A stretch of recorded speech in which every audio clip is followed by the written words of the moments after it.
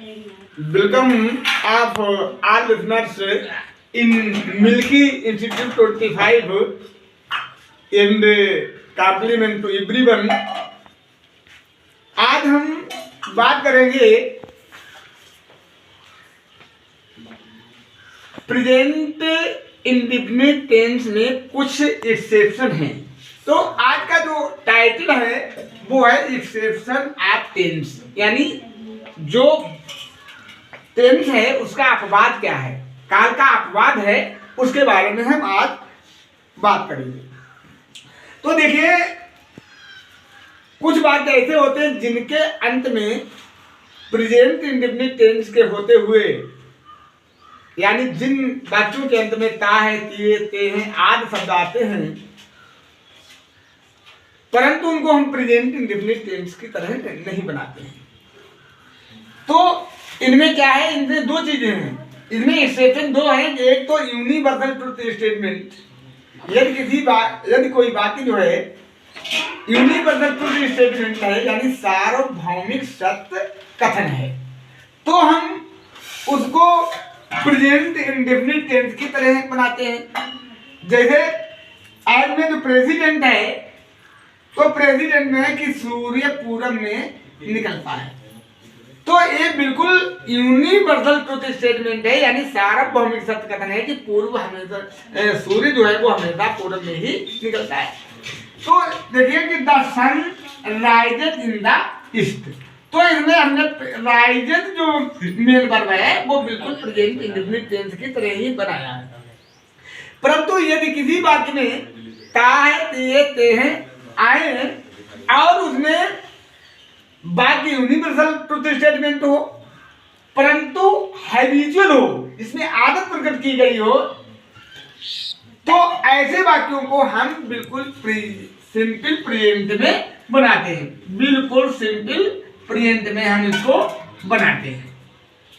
तो देखिए, जैसे आज में क्या है कि सूर्य गर्म होता है, सूर्य गर्म होता है, तो सूर्य गर्म होता है कहें या सूर्य गर्म है।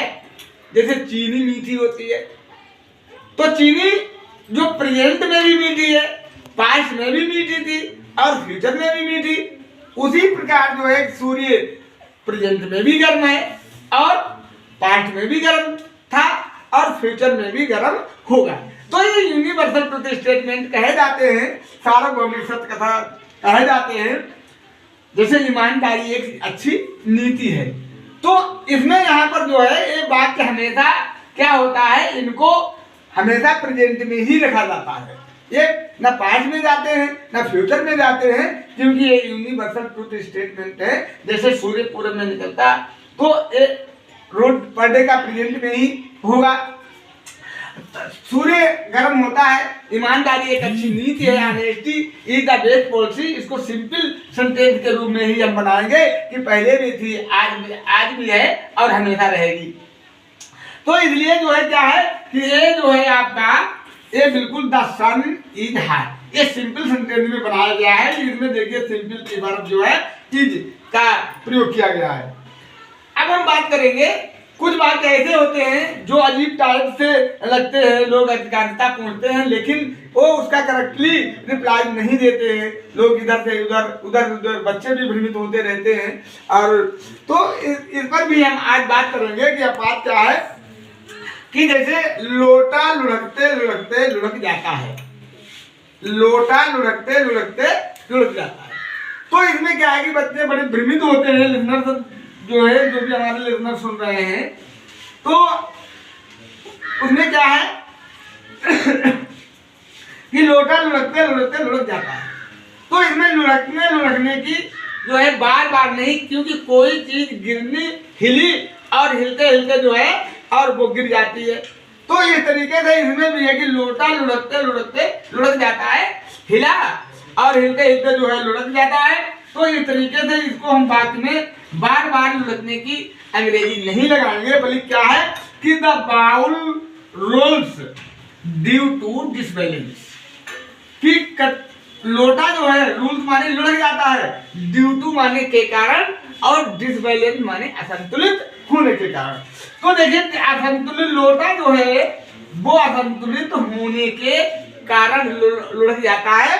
तो इस प्रकार के वाक्यों को हम इस तरीके से बनाएंगे, इसके भावार्थ को लेकर के हम बनाएंगे, ना कि हम उसमें जो है बिल्कुल नियमबद्ध नहीं बन पाते हैं। ऐसे वाक्यों को हम भाव देकर बनाते हैं कि लुढ़कते लुढ़कते हम बार बार लगाएंगे तो ये वाक्य गलत हो जाएगा, रंग हो जाएगा। तो लोटा लुढ़कते लुढ़कते लुढ़क जाता है, द बाउल और रूल्स ड्यू टू डिसबैलेंस। तो आज के लिए हम जो है जो मैंने आपको बताया, इस सेशन बताया, आपका जो शीर्षक था इस सेशन ऑफ द टेंस, आपको पसंद आया हो तो आप सब्सक्राइब जरूर कीजिए, लाइक कीजिए और कमेंट बॉक्स में जो है जो भी आप मैसेज देना चाहते हैं तो कमेंट बॉक्स में लिखकर जरूर भेजें। Thank you.